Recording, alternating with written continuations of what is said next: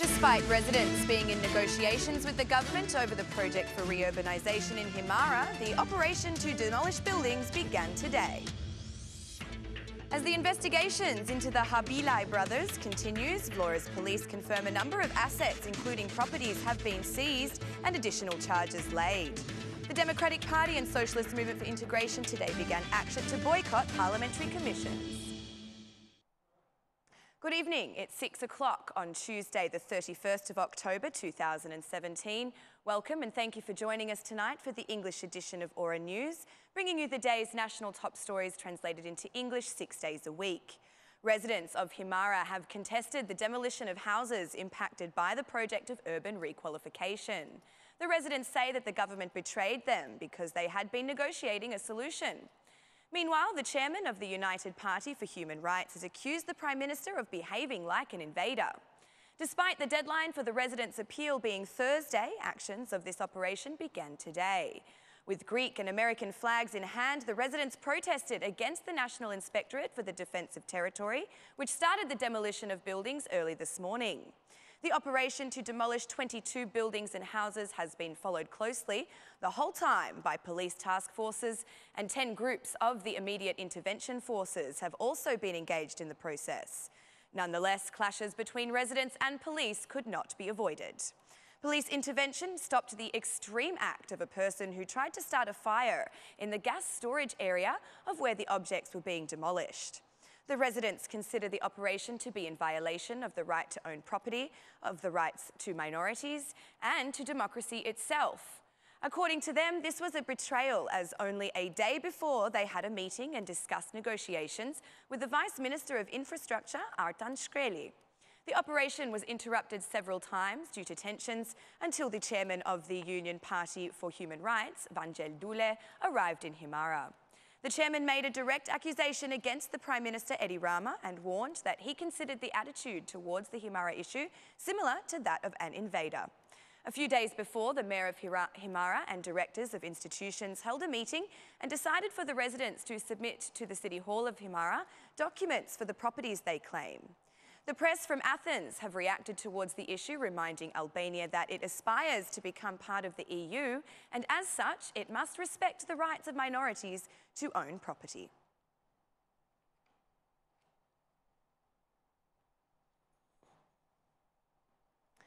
All properties registered under the names of the Habilaj brothers and other persons accused by the court as part of the web which dealt in trafficking of narcotic substances from Albania to Italy have been confiscated. The police of Vlore have declared that the accused will also be charged for laundering assets obtained via criminal acts as they continue their work to collect further evidence. The police clarified that, in collaboration with the Directorate of Vlore, the General Directorate of Money Laundering and the prosecution of Vlore, they have confiscated several service units and apartments. The police continued their investigations to identify and confiscate additional assets acquired by the Habilaj from their criminal activity. The investigations have started after the information acquired during the penal procedures against citizens Artan Habilaj, Moisi Habilaj and Florian Habilaj as persons suspected to have committed the penal act of laundering assets obtained via criminal activity.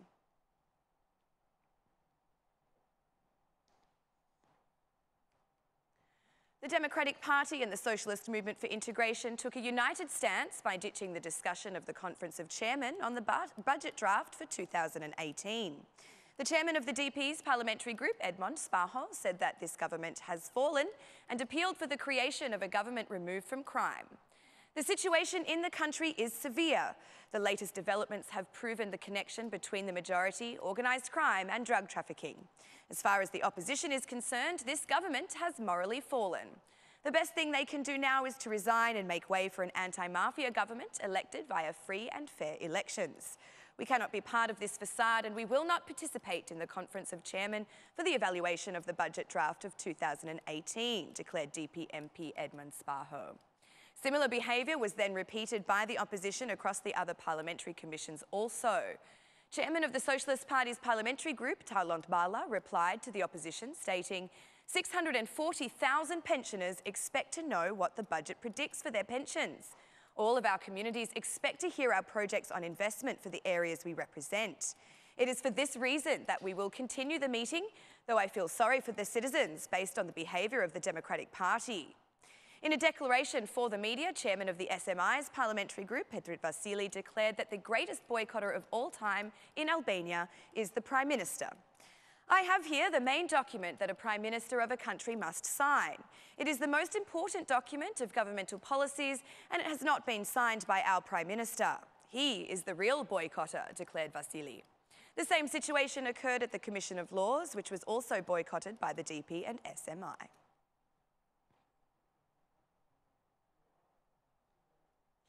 A delegation of the OSCE ODIHR has started a tour of meetings in Albania to discuss the initiation of the electoral reform. Chairman of the Democratic Party, Lulzim Basha, met with the chairman of the delegation of the observers from the OSCE ODIHR, Peter Taylor, to discuss the parliamentary elections of June 2017 and the conclusions of the report. The Democratic Party press office issued a notice stating, "The chairman of the opposition considers the report to be of great importance. Concerns raised by the opposition have been included in the report. The report recognises serious violations which have deformed the will of Albanians, such as the buying and selling of votes, as well as pressuring of voters, administration and businesses. The report highlights that individuals with a criminal record have played a meaningful role in the campaign." Basha expressed that the electoral reform is a priority to the Democratic Party and they have requested for the new parliamentary session to begin work immediately. The chairman of the opposition requested the support and expertise from the OSCE ODIHR on the implementation of the recommendations. The electoral reform must address many of the problems of the process. Such problems include electoral lists, systemisation of addresses, emigrants' votes and, above all, stopping the vote-buying phenomenon. Electronic voting and counting of votes is the main criteria the Albanian opposition requires to be fulfilled. According to the DP chairman, this would eliminate most of the problems in the electoral process. Basha has said that the DP insists on a comprehensive reform which would not only address and solve the problems of the process, but would also strengthen the citizens' right to decide and limit the power of the chairman of political parties. Basha also highlighted the need to establish an independent institution to deal with cases of pressure and abuse upon the administration. The DP chairman also considered necessary the penalisation of every identified case of vote buying. Chairman Basha was supported by the Ambassador Taylor, who agreed for a full collaboration with the OSCE ODIHR and their experts to assist in the composition of the electoral reform.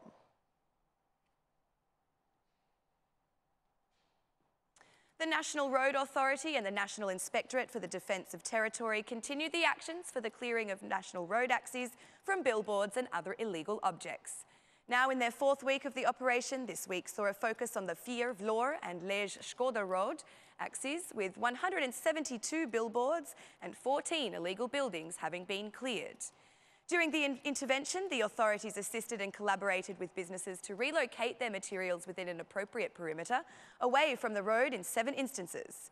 For the Lezhe-Shkoder road axis, where 88 billboards were removed, the respective police stations were called in for assistance to free up the road area, especially in relation to tyres placed on the road by 2 commercial subjects as a form of advertising. On the Fier-Vlore road axis, a further 91 billboards were removed in both directions, and the 3 tyre businesses shifted to a more appropriate market space. Additionally, a flower business, kiosk and 3 other commercial entities were cleared from the Fier-Vlore road axis to ensure the safety of drivers and passengers.